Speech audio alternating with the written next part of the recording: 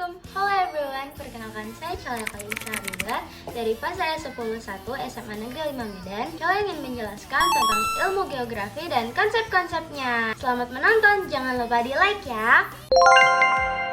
Konsep geografi. Geografi berasal dari bahasa Yunani, geo yang artinya bumi, dan grafein yang artinya mencitrakan, mendeskripsikan, menggambarkan, atau melukiskan. Jika digabung menjadi geografi artinya gambaran atau pencitraan tentang bumi. Aspek geografi. Aspek geografi terbagi menjadi dua, yaitu geografi fisik dan manusia. Geografi fisik adalah bagian ilmu geografi yang mempelajari segala sesuatu yang berkaitan dengan studi tentang proses dan pola dalam lingkungan alam di muka bumi. Sedangkan pengertian geografi manusia adalah geografi yang bidang studinya mencakup aspek gejala di permukaan bumi yang mengambil manusia sebagai objek pokoknya. 10 konsep dasar geografi. 1. Konsep lokasi. Lokasi merupakan letak atau sesuatu yang berhubungan dengan tempat. Konsep lokasi dalam ilmu geografi terbagi menjadi dua, yaitu lokasi absolut dan lokasi relatif. Lokasi absolut adalah posisi sesuatu berdasarkan koordinat garis lintang dan garis bujur serta bersifat tetap. Sedangkan lokasi relatif adalah posisi sesuatu berdasarkan kondisi dan situasi daerah di sekitarnya serta sifatnya dapat berubah. 2. Konsep jarak. Konsep jarak berkaitan dengan lokasi, karena nilai suatu objek dapat ditentukan oleh jaraknya terhadap suatu objek lain. Konsep jarak ini juga terbagi menjadi dua, yaitu jarak absolut dan relatif. Jarak absolut itu bisa diukur dengan satuan ukuran, sedangkan jarak relatif adalah jarak yang dikaitkan dengan faktor waktu, ekonomi, dan psikologis. Contoh konsep jarak adalah harga tanah akan semakin mahal apabila mendekati pusat kota dibandingkan dengan harga tanah di wilayah pedesaan.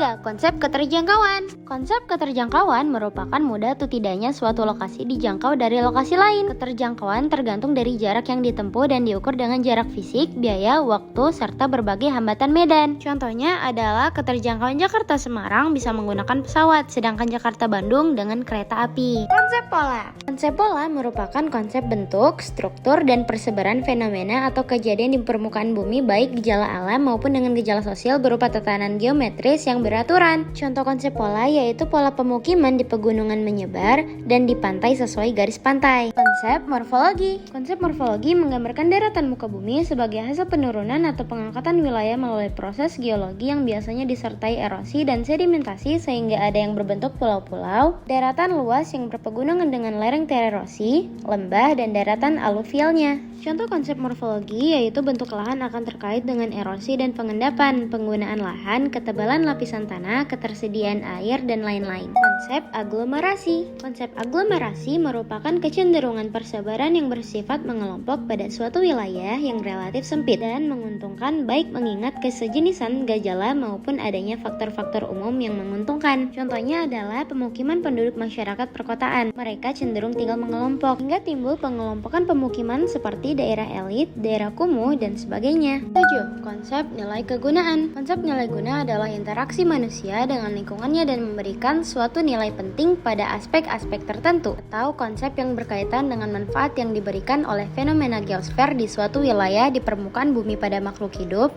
dan berbeda-beda pada semua orang. Contoh konsepnya adalah seorang profesor memandang mata air yang mengandung mineral seperti di Ciater, Jawa Barat sebagai objek penelitian, sedangkan bagi seorang remaja atau anak-anak memandang tempat tersebut sebagai objek wisata atau rekreasi. 8. Konsep interaksi dan interdependensi. Konsep interaksi dan interdependensi yaitu setiap wilayah yang tidak dapat memenuhi kebutuhannya sendiri tetapi memerlukan hubungan dengan daerah lain atau ketergantungan, sehingga memunculkan hubungan interaksi atau timbal balik dalam bentuk arus barang, jasa, komunikasi, persebaran ide, dan lain sebagainya. Contoh konsep interaksi dan interdependensi adalah wilayah pedesaan lebih banyak menghasilkan bahan baku untuk membuat suatu produk yang memiliki nilai lebih. Sementara itu, wilayah perkotaan lebih sering dijadikan sebagai tempat menghasilkan suatu produk industri. Oleh sebab itu, baik desa ataupun kota saling berhubungan dan saling membutuhkan satu sama lain, sehingga terjadilah interaksi. 9. Konsep diferensiasi area. Konsep diferensiasi area adalah konsep yang berkaitan dengan perbedaan antara suatu daerah di permukaan bumi dengan daerah yang lain. Dapat dicermati dari corak yang dimiliki oleh suatu wilayah dengan wilayah yang lainnya. Atau lebih jelasnya, konsep ini menggambarkan keunikan atau karakteristik antara wilayah satu dengan yang lainnya. Contohnya yaitu misalnya masyarakat Masyarakat yang tinggal di pesisir bekerja sebagai nelayan, sedangkan warga pegunungan biasanya bekerja di kebun atau ladang.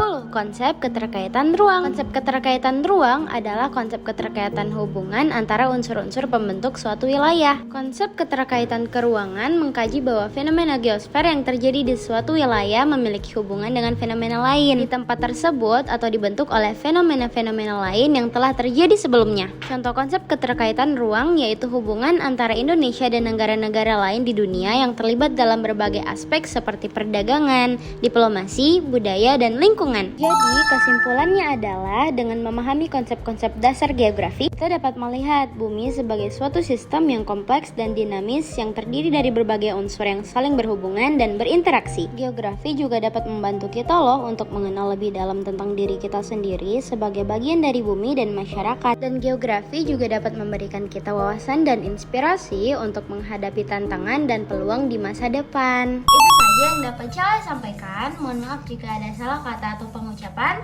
Thanks for watching. Bye-bye. Assalamualaikum.